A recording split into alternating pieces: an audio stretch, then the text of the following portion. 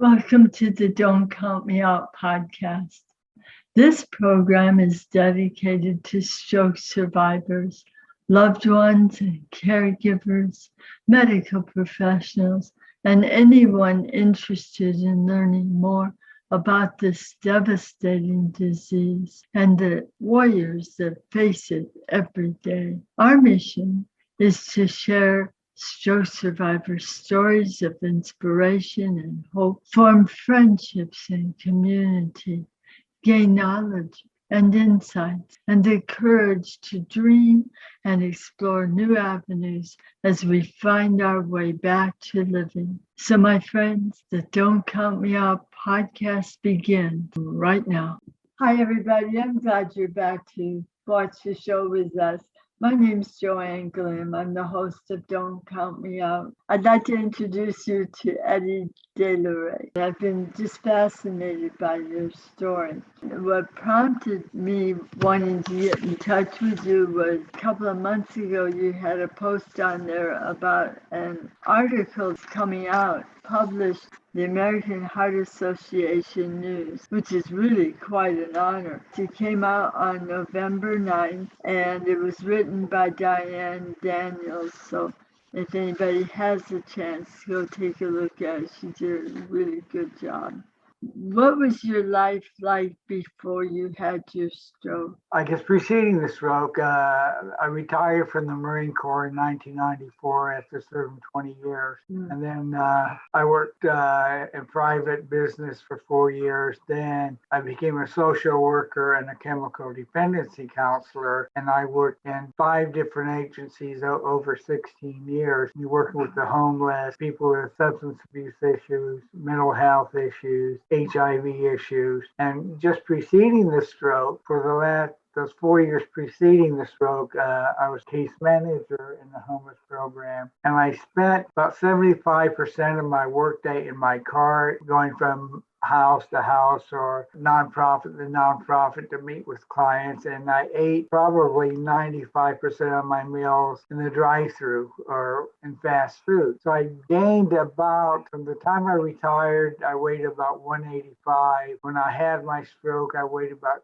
225. So I gained a lot of weight over those 20 years. In the Marine Corps, I was active. I ran 3, 6, 10, 12 miles every day. Once I retired, I didn't do that. My time consisted of driving in my car in Houston, which is a huge city. It wouldn't be unusual for me to put 100 miles a day just driving back and forth through appointments. So that's basically what it was. That's a lot of windshield time. Oh. Yeah.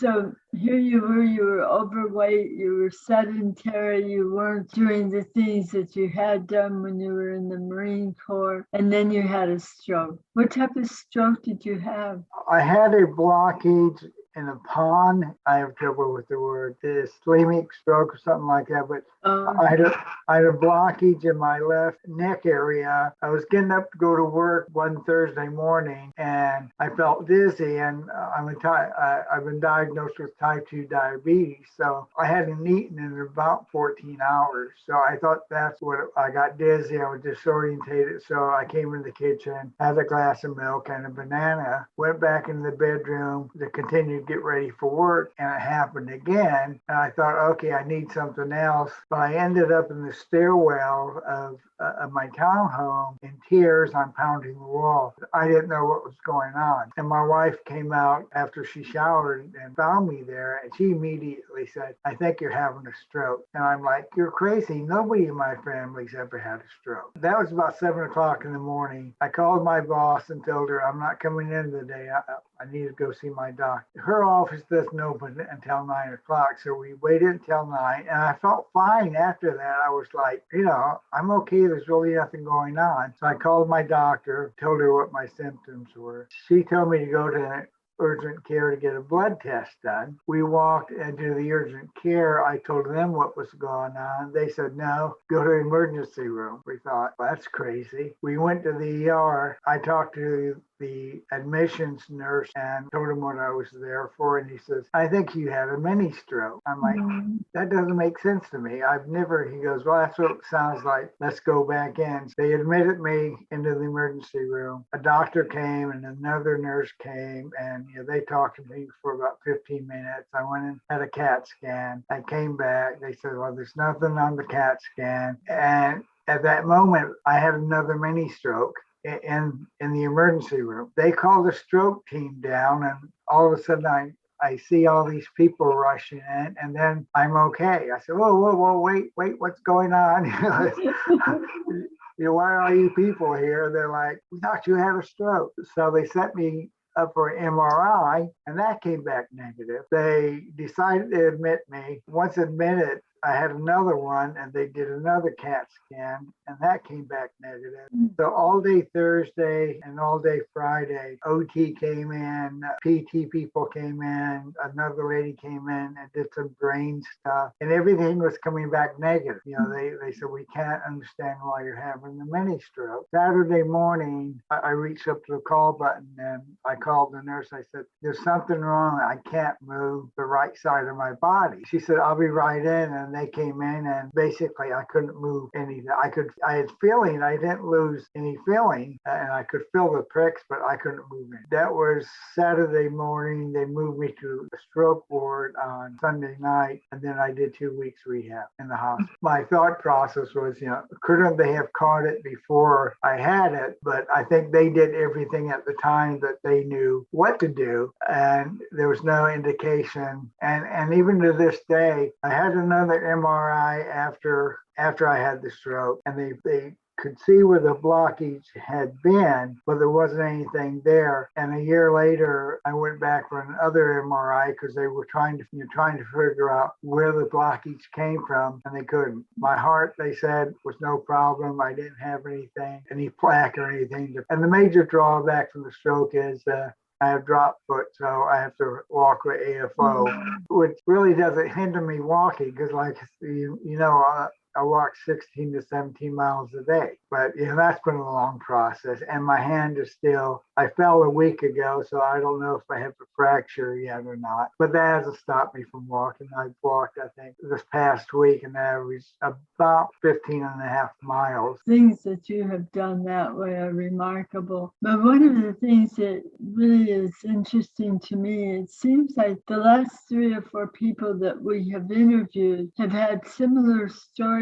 to yours, where they've had symptoms, thought that it might be a stroke, went through all the testing for it, and nothing showed up, until days later. One gentleman, it went on for a couple of years. Now that's very unusual. And certainly anytime you have anything that looks like stroke symptoms, people should go to the emergency room immediately. But it just seemed interesting to me that stroke takes on so many different faces. It's like looking at a prism, and we all fit into different spots on the prism, but they all have the word stroke marked on them in some way or another. So once you had the stroke, then after they treated you, most of your symptoms went away except for your walking? Well, my walking, my arm and hand, it's impaired, and it's back to about 50 to 75%. I fell so often. I fell about the first 2 years about 24 times. I developed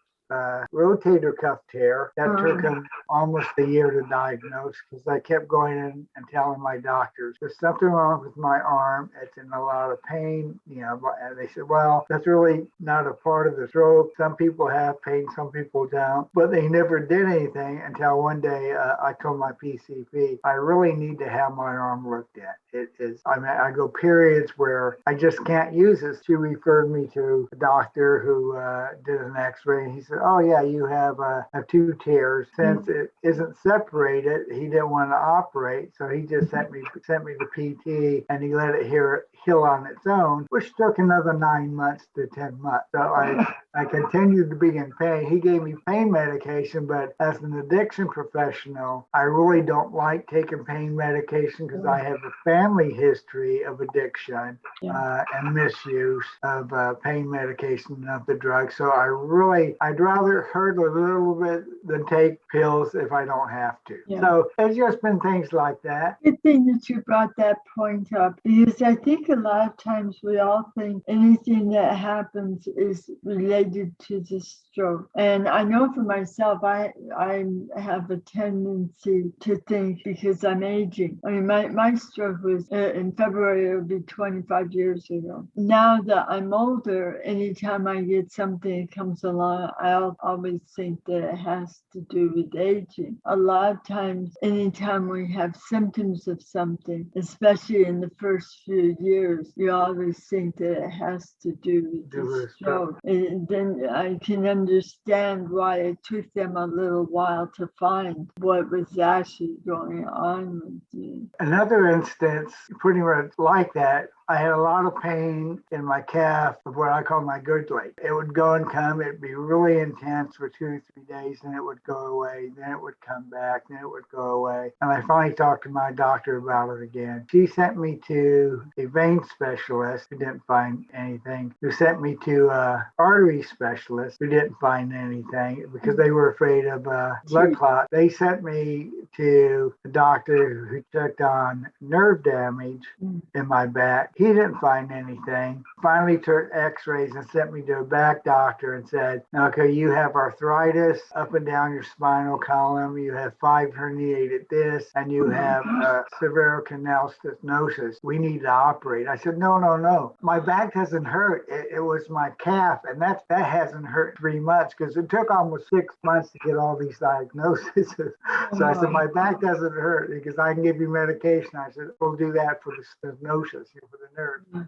I said, the arthritis and the other problems with my back, no, you're not getting into me. I had that done once when I was in the Marine Corps, and that was enough. Almost like you said it a minute ago, we try to associate it with the stroke, but I think in my case, it was because of the walking I was doing and just other things. I turned 69 last week. It's like with the addiction problem, a lot of elderly people go in to see a doctor, and the doctor never checks them for symptoms for addiction because of old people. And a lot of the issues they're having is because of their drinking. They never look at that because they think, this is just an older person. It's a learning age. Each person is different. That's right. With everything that you've gone through, and I know from my own personal experience, it's difficult. Sometimes you think it's never going to end, or that you're ever going to see anything turn around for you, and something along the way motivates you. What was your motivation to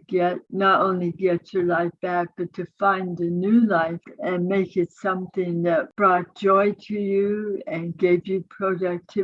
Well, the first thing was, again, being a behavioral health person, I know how strong support group can be to somebody. If you're with people who have the same issues that you have, you can learn from them, you can teach them, and you form a family. My first group I went to, there were about 30 people in there, and there was a group of about 5 men in wheelchairs. At that time, I was walking maybe a mile a day. I was still had issues with getting out and being unsteady. And this man patted the arm of his wheelchair and said, I've had 7 strokes in 17 years. This is what you have to look forward to. As soon as I left there, I told my wife, we're going to the mall. I'm going to walk for an hour, no matter what. And so we started going to the mall every day. And initially, again, I could only walk about 15 or 20 minutes before I get fatigued. Yeah. But we did it. Then after a few months, I told her I want to walk the entire mall because there was a strong contingent of people, elderly people, who who were there every morning at 6:30, 7 o'clock were walking. So it took me 90 minutes to walk it, and it's about 1.25 miles. I couldn't pass a toddler. Toddlers were walking faster than me. But we kept doing it. I said, we kept doing it. I got it down to 45 minutes. And I said, okay, I want to walk it twice. And we did that. It took me just over an hour, hour and a half. And so we just kept doing it because I didn't want to see myself. And not that there's anything wrong with people in wheelchairs, because some of them have to be there. I didn't want to see myself in that position. So that was my impetus to get on my feet and to move. We have one more face, and we've seen this sweet little face many times on the show. Bob Borth is with us. Is not only a walker, and we're going to talk about that first, but he also is an artist and has done some beautiful things. And that's Bob's love, is to talk to and interview the artists that are a part of the stroke community. So when we get to that, that's where Bob's going to shine. And this section where we talk about the walking, Bob and I will both talk to Eddie and ask him questions. Because what you've done is absolutely remarkable, especially considering that Eddie wears an AFO, which I wasn't aware of. And I saw the movie that your wife sent over of you walking, and you were connected to a machine. What is that? What's the machine all about? Okay, well, I was involved with 4 studies at the Institute of Rehab and Research in Memorial Hermann Hospital. 3 of the studies were with walking. The first one, I wore a C brace. Another one was for drop foot. And I can't remember what the third walking one. And the fourth one was my arm and hand study. But basically, they went from 16 weeks for the C brace study. The other 2 were a week and 2 weeks. So they were just using equipment to see if it would help me walk better. The C brace study, they made a brace specifically for me. It went from hip down to the sole of my foot. It was a $70,000 brace, and there were 10 of us in the study, and they just wanted to see if it would be helpful with our walking, help us with our gait and our balance and stuff like that. I found it very beneficial, except it weighed about 7.5 to 8 pounds, and it took my wife 5 to 10 minutes to get my leg into the brace. And I complained to them because I told them I can only walk 7 miles with it before I get tired, so I have to take it off, and then I do the other 8 or 10 miles with my AFO. And they go, well, you're not supposed to walk 7 miles, and you're just supposed to what they call it, your daily routine. And I said, well, that is my daily routine. That's what I do to stay alive. So, but it was all very fascinating to me because I'm not very much into technology, as you can tell with the computers. But these things, with the C brace, like I said, it went from my hip all the way to my foot, and it just helped me with my balance, but it helped with my gait as well. So that was really neat. The other 2 didn't do a whole lot. The Drawford study was only, I think, a week or 2 weeks, I think 3 times a week. And I didn't feel like it really did anything with it didn't help with my drop foot. So we were really inconclusive if that was very helpful to me at all. I took any avenue I could. I reached out and I got involved with them because a friend at the support group got me involved with the Fitbit study. And through the 3 physical therapists who were doing the Fitbit study, they connected me to Tier out of the laboratory, and that's how I got involved with those other studies. And I got 2 other people involved with them after I left. So it was just you making those connections with other people in the same situation who were looking for the same thing. Now, when you first started walking, you were walking at the mall, and how long could you walk before you got tired? Right after I had my stroke in June, I started really walking out of the house in August, and I could probably walk 15 minutes before I really got tired, and then I'd have to wait sometimes an hour and a half and then walk another 10 or 15 minutes. I picked up my pace over the months, but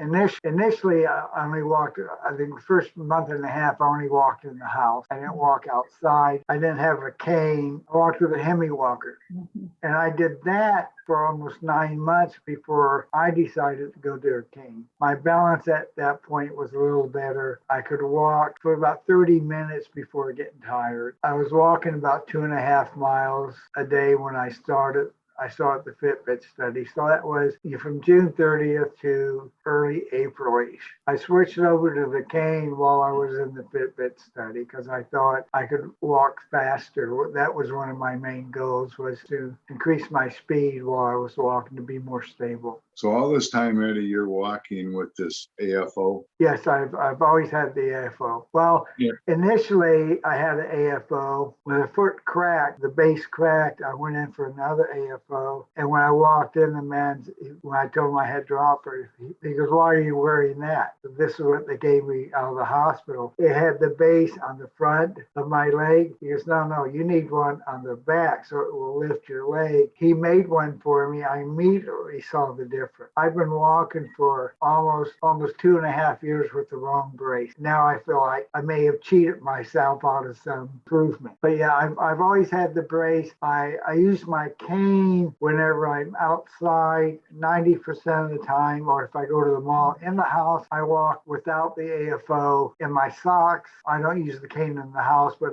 I have things to balance myself as I walk. So. Walking at the gym the other day on the treadmill, and I normally don't do that. I normally get my exercise on the stationary bike, but I was walking on a treadmill, and I got up to about 1.5 miles per hour, and I walked maybe a quarter of a mile, and it took about 20 minutes.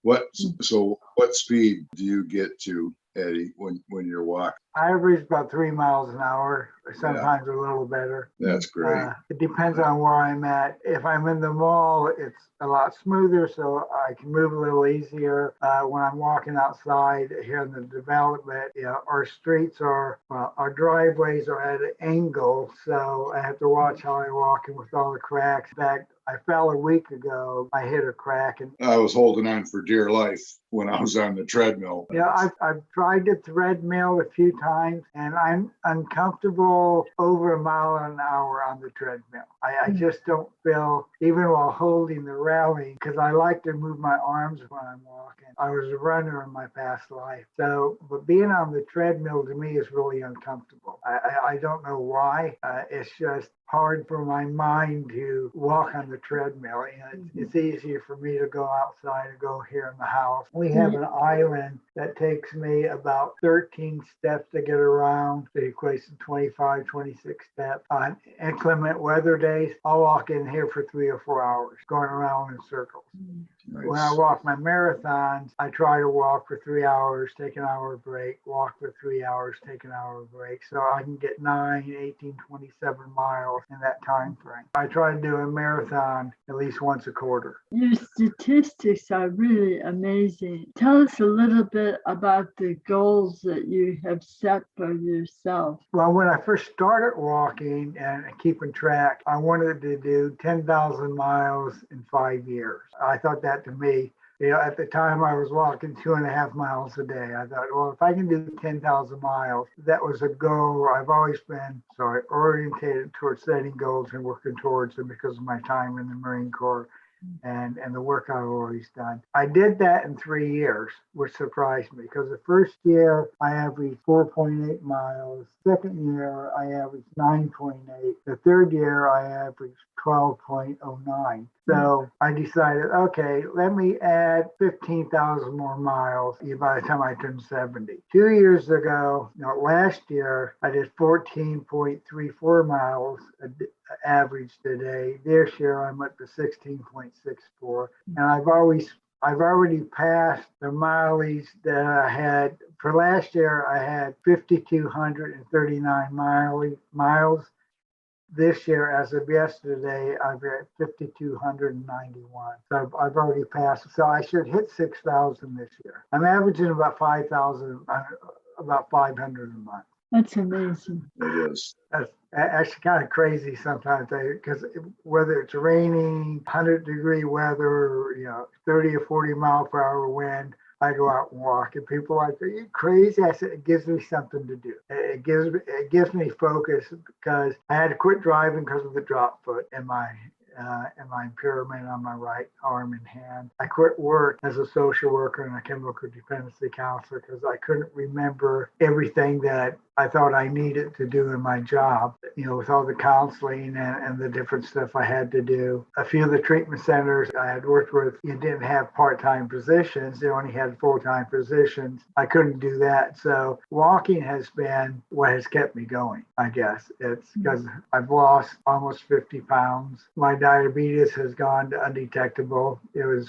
I think, 5.2 the last time I saw my doctor, where previously it had been between 7 and 11. And as I said, I'd always been a runner in the Marine Corps, so this was just kind of an extension of that. I think the most I've gone at one time was about 5 hours, and that doesn't bother me, and it's something I can do. That's the first thing when in the hospital, I think I sent you one of the pictures where they had me in the hallway. That was the hardest thing for me to do, was to walk. My thought was, I have to walk. I'm not sure if I answered your question. I forgot what it was. I think it's going to lead up to the next segment about what it is that you think about and what you do with your time other than walking.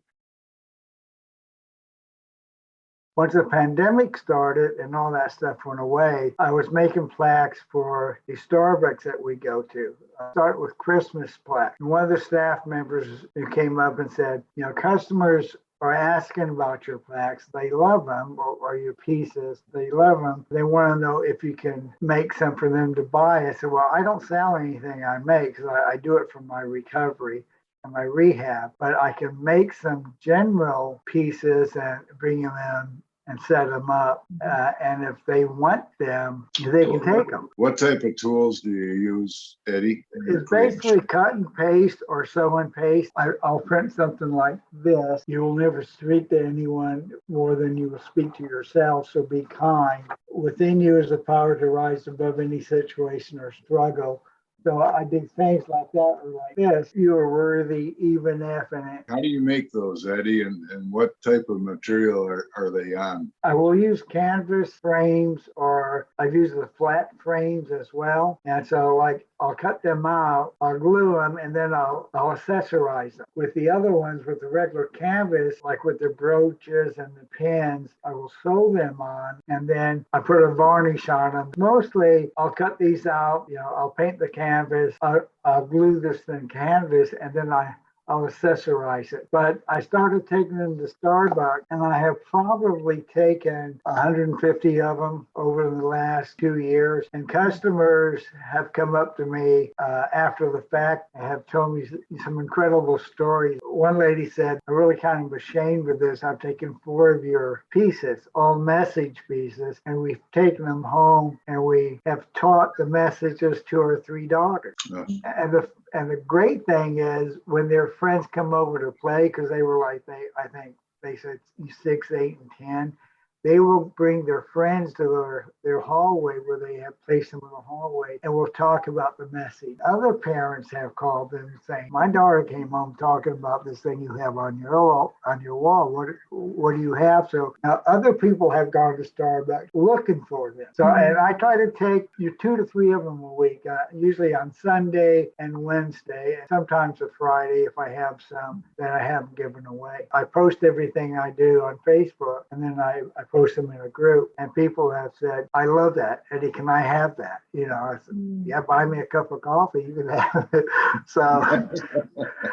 So it just has been something that I started at the cancer center at the hospital near the house, just so I could work on my hand. I started knitting at the cancer center. That turned into making hats for the homeless ministry, which turned into making hats for the treatment center. And actually, my wife is doing more of the hats, I think, than I am now, because I'm doing more of the artwork. Again, started with somebody at their group saying, oh, Eddie, they've got about, I think, 20 different activities that that they do at the cancer center. And I have prostate cancer, so I was eligible for it. But it has transposed into the artwork going out and the hats for the homeless and the scarves and stuff like that, where 5 years ago, I would have never in my mind thought that I could do something like this. My wife has a niece who's an artist, and I asked her about artwork about 10 years ago. And she goes, okay, show me your best rendition of a person. So I drew a stick figure.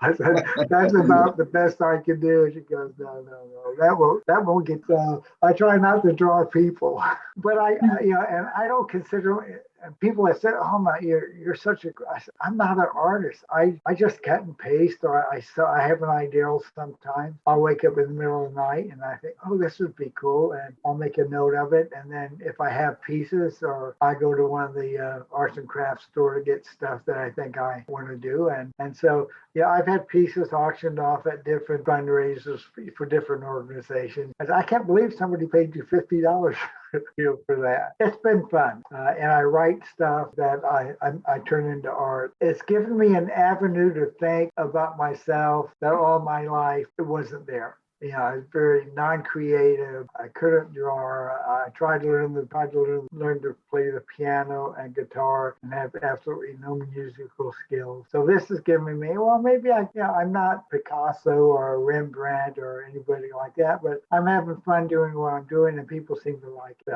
That's all that matters. Yeah, that's all that matters. That's great, Yeah. Ed. That's great. It satisfies a need in someone else's heart, and you can't do much more with your life than that. I think it's interesting, Eddie, the way that God kind of led you as far as what you're doing. Because if you sat down when you were in the Marine Corps and said, by the time I'm 60, this is what I'm going to do with my life, you would have never guessed that this is where you would be. Yeah, and how some of it has touched people. We were at lunch at the church on Sunday. We went to the Mexican restaurant we go to, and a family of 5 sat at the table next to us. And after a few minutes, the mother came up, walked to her table, said, "My daughter recognized you. You came into her GA group 2 years ago and taught 8 girls how to make hats on the loom." And they were, I guess, junior high girls. I go, "Oh yeah." She goes, "She's never forgotten that. She has made hats, scarves, blankets. She's got 12 projects right now she's working on, and she recognized you when she walked in, and she was really excited and told me that you were the man." And I walk in with this beard and this long hair, and these teenage girls are like, "Oh my God," because they probably expected an older woman to walk in or something, and they were like, "Oh." So now when they see me at church, "Hi, Mr. Eddie. Hi, Mr. Eddie." So, and it's funny how other adults in the church that I know of, who know that connection, think it's funny. They go, in fact, one of the parents came up to me and said, "Yeah, when you walked in, my daughter was like, what?" Even though she didn't use these words, but it was like, "What the hell is this?" So I'm sure it surprises them, which I don't mind, which I love. That actually touched me at lunchtime Sunday, that this little girl and her mother said she remembered that day, and she has made all this stuff, and she just loves doing it. I said, "Oh, good. Then I did what I was supposed to do." Absolutely right. Yeah. People ask me, "Why do you do what you do?" I said, I want people to know that just because you had a stroke, your life hasn't ended. That's right. There's Absolutely other right. aspects that you can reach out for and you can work towards. Yeah. And I think that's important. I think that's a great message to leave with Yes. everybody. Thank you so much. Okay, well, I appreciate it. I look forward to seeing it. Tell your sweet wife thank you for all her help. I will. It will cost me. Take care. But we wanted to do a follow-up on this because from everything that we learned about the goal of the walking, you made it. I still cannot get over the fact that you walked 25,000 miles. How many times did you cross America? I don't even know. I would venture to say, I'm guessing 5 times, if from coast to coast is 5,000 miles, which I don't think it is. It's probably about 3,000 miles. But yeah, I would say 5 to 6 times. We need to back up a little bit, or at least I do, and explain that he's not actually walking outside. He's walking in a mall and keeping track of the time that he has spent doing this step by step. So for anyone who's watching this and thinking, oh yeah, he's going up mountains and across deserts and all of this other stuff, that's not true. He's been doing this in a mall. So if you've thought about walking yourself, you can do this. Initially, the first 4 years, it was, I think, primarily in the mall, especially during the pandemic. And the last 2 years, I walk in our townhouse developments, so outside in the pavement and in the house. And I use a Fitbit and my phone to track my steps and my mileage. So it can be done. I've walked in my church on Wednesday nights when my wife has choir, on Sunday mornings between church services and our Sunday school. We have 30-minute breaks. So I can put in 1.5 to 2 miles in the church or in the parking lot at the church. So anywhere I find the opportunity to walk, I take it. The only place that I don't think you probably walk is when you're sleeping at night. Although if anyone has restless leg syndrome, can they count that? Because they say to wear your Fitbit to bed. As much as I turn over, I can get about 12 to 20 steps in bed between 10 o'clock and 6 o'clock, when I'm tossing and turning. It's a very minuscule, but I count them. Fill us in a little bit about what that day was like when you knew you were going to make the record that you had set for yourself. I track each day and I have a running total. And the last 3 weeks has been kind of hard because I've been only doing 10 or 11 or 12 miles because I also went on vacation, I think for 5 days at the end of September. So I think the last 4 days, I figured if I walk 12 miles a day or 12 and a half miles a day, I could get the last 50 miles done. And, the sense of relief, when I went to bed knowing I think I'm at 25,002 miles, and I woke up in the morning and it was 25,200.75 miles. It was one, a sense of relief that, okay, it's finally done. And two, a sense of accomplishment, because it's something when I first started back in April of 2017, I started with the 10,000 mile goal, then expanded it to 25,000. Just knowing that I actually did it, it was an accomplishment for me. Through all of this time and all that you've done, what do you think that you've gained from the experience? I think what I learned from what my mother taught me and what I learned from 20 years in the Marine Corps, if you have a goal and you set out with immediate goals, working towards that final goal, that it can be done. I don't think I sat there and said, I'm going to walk 25,000 miles without going, okay, if I walk 4 or 500 miles a month, I can take pieces out of it. So I worked at it, by month and sometimes by days. I said, okay, I need to do 18 miles this day. I only need to do 11 miles this day to reach this goal. So I didn't try to overextend myself. I set my expectations to be reachable, and I think in segments, because in my work as a social worker and a substance abuse counselor before I had the stroke, I had clients who say, I want to do this. And I said, well, you have to work towards that goal. You just can't do it. Because if you have expectations and you don't reach those expectations, they sometimes will push back. I'd rather work at the small goals by week or by month. And if I could walk 100 miles a week, it was an average about 15.75 miles a day. I was good with that. And if I didn't reach it, hey, I'll do it next week. You're not beating myself up. I think that's a really important thing to let people know, because there are times after you've set the goals that you do need to adjust. Yeah. And that's okay. It doesn't mean that you should quit because you can't do this. Right. It doesn't mean that you're never going to reach it. It just means that because of circumstances in your life at that moment, You just need to adjust, but you keep going forward. And One accept. step at a time. That's right. That's right. What would you say was the most difficult thing you had to conquer or to face during this time? I think the motivation to work through the other elements that have come up since the stroke. I have fallen over 40 times. I've got 5 herniated discs. I have arthritis now in my back. I have severe canal stenosis, which is causing a lot of nerve pain in my legs. So understanding that I can still walk. I tell my wife, if I'm not bleeding or bruising, I'm walking. So the pain is more of a nuisance, I think, for me at this point. And I tell my doctors I don't want surgery. Now that the 25,000 miles is done, I may take another look at that. I think just the motivation to get up and do it every day, because there were some days, and to be okay with 10 miles instead of 18 miles on certain days when all I can do is 10 miles. Because in the beginning, I used to beat myself up.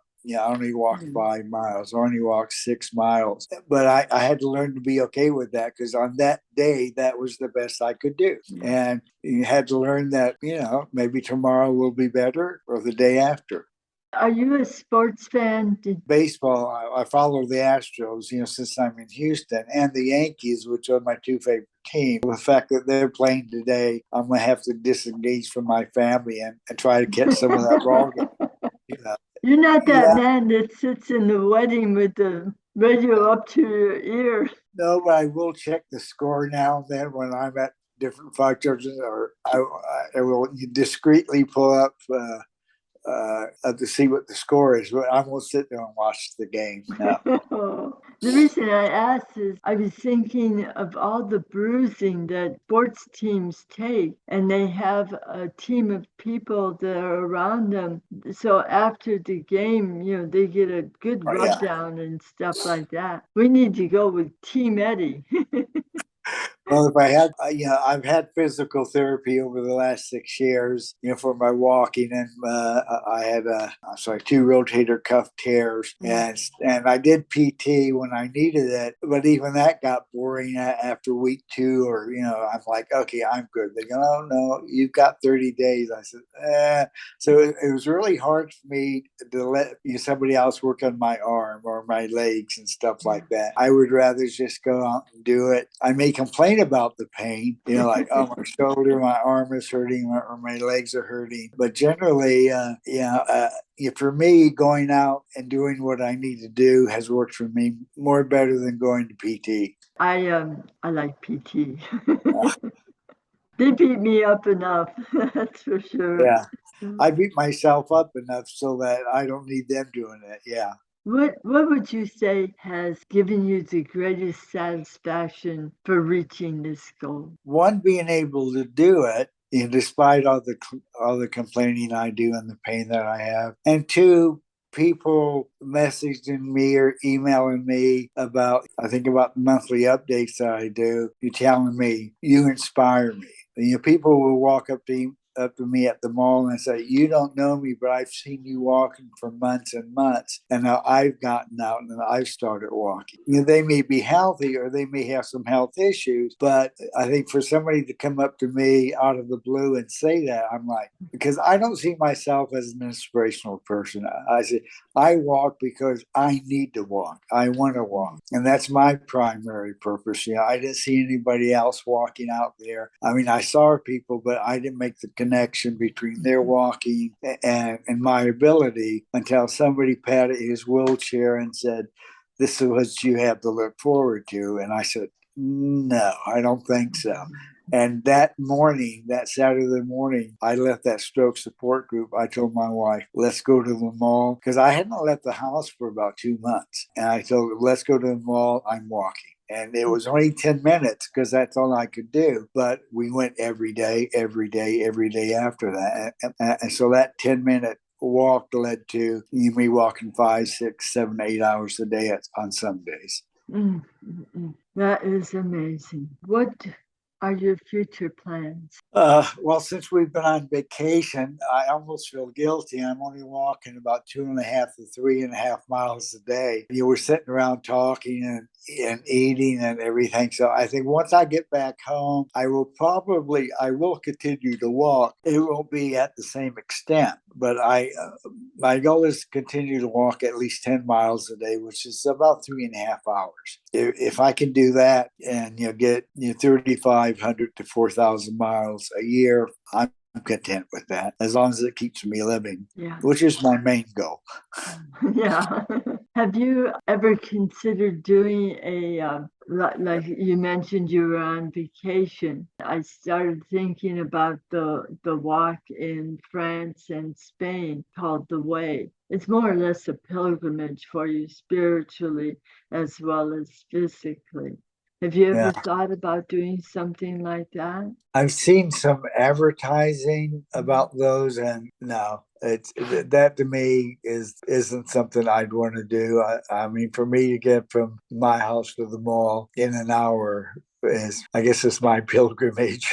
Or if I walked 15 minutes into the Starbucks. You talked about a spiritual journey. I think for me, every day I can complete a walk. I wake up. I like to tell people I try to wake up alive, meaning I don't wake up with resentment or anger or anything like that, disappointment. I wake up alive so that I can live my life alive and not live it in death, which is, again, to me, anger, disappointment, regret, all those negative emotions that we talk about. And that to me, my spiritual journey is one day at a time, at least for me. I think that's a wonderful place to end this show. Okay. Thank you so much. And one more time, I just want to share with everybody, Eddie has completed in 2022 days, 25,000 plus miles of walking in a mall, mostly, predominantly,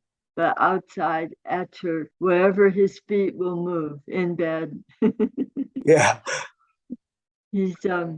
He's accomplished something that most of us would probably only dream about doing and never do. But I hope Eddie's story has inspired you to take the dreams that you have and make them reality. Thank you so much for watching the Don't Count Me Out podcast, and we look forward to seeing you again next week. Okay, thank you. Thanks, everybody. We hope you have a great day. Remember, don't count us out. God bless. Take care.